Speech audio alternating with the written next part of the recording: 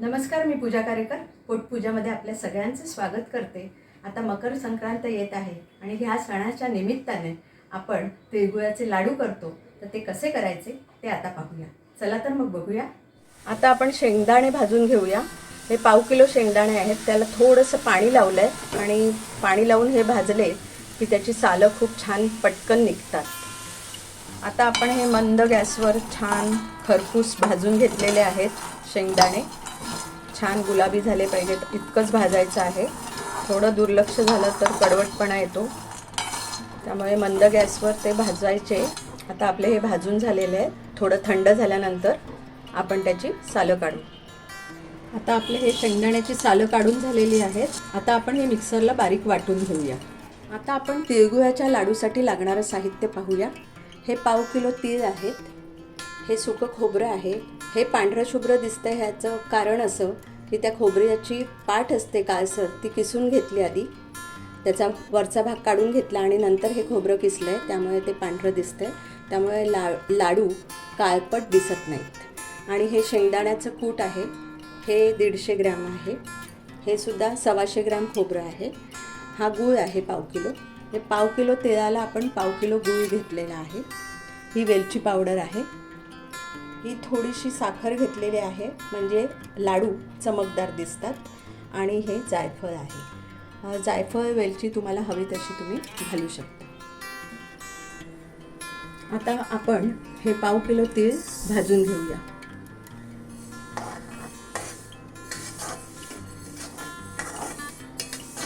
हे मी मंद आचेवर भाजते। मध्ये मध्ये एखादा गुलाबी दाणा दिसायला लागला की ते झाले असं समजावे। त्याच्यातले 2 दाणे आपण थोडे थंड करून खाऊन बघायचे। जर ते छान कुरकुरीत लागले की समजायचं की आपले तीळ भाजून झालेले आहेत। आता आपण हे सुकं खोबरं भाजून घेऊया।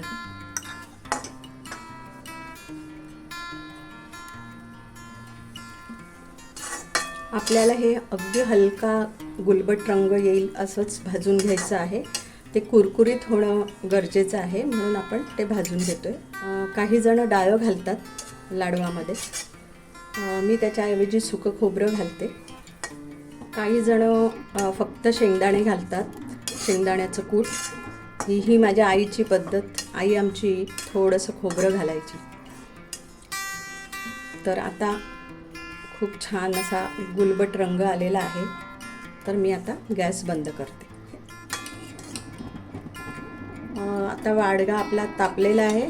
2 चमचे तूप घालते आणि हा पाव किलो चिक्कीचा गूळ आपण चिरून घेतलेला आहे।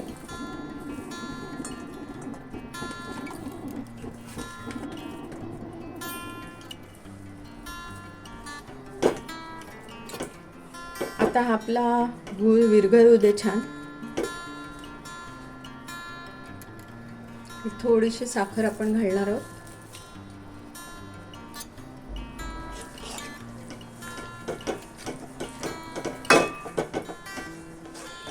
आता गूळ वितळलेला आहे।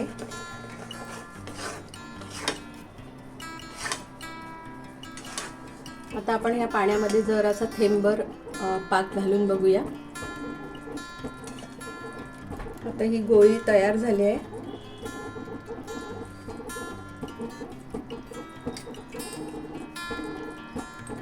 आणि ह्याला फेस यायला लागलेला आहे, त्यामुळे आपला पाक आता तयार झालेला आहे। अजून 1-1.5 मिनिटं जर आपण पाक होऊ देऊया आणि मग सगळं साहित्य त्याच्यामध्ये घालूया। आता आपण हे सगळं साहित्य त्याच्यामध्ये मिक्स करूया। खोबरं, तीळ,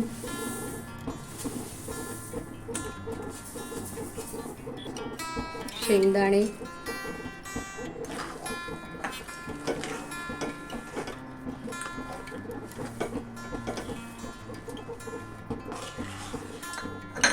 थोडं ढवळून घेतलं। आता हे उरलेलं सगळं साहित्य आपण मिक्स करूया। जायफळ पावडर, वेलची पावडर। आता आपल्याला हे भराभर ढवळून घ्यायचं आहे आणि गरम गरम असतानाच पटापट आपल्याला लाडू वळून घ्यायचे आहेत.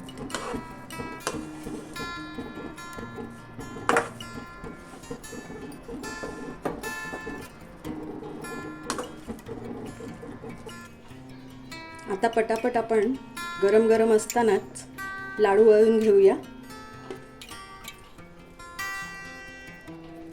कारण ते थोडंसं त्याला हाताला तूप लावून घ्यायचं आणि वळायचे. गरम असतानाच वळायला लागतात, कारण ते पटापट सुकत जातं.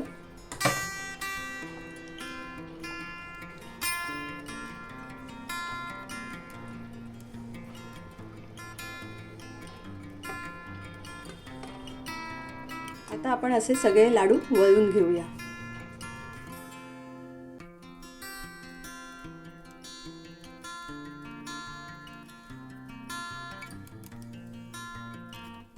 तुम्हाला ही रेसिपी कशी वाटली हे नक्की कमेंटमध्ये कळवा. लाईक करा, शेअर करा आणि सबस्क्राईब करा. आणि हो, मस्त खाण्याची घ्यायची असेल मजा तर बघत राहा पोटपूजा.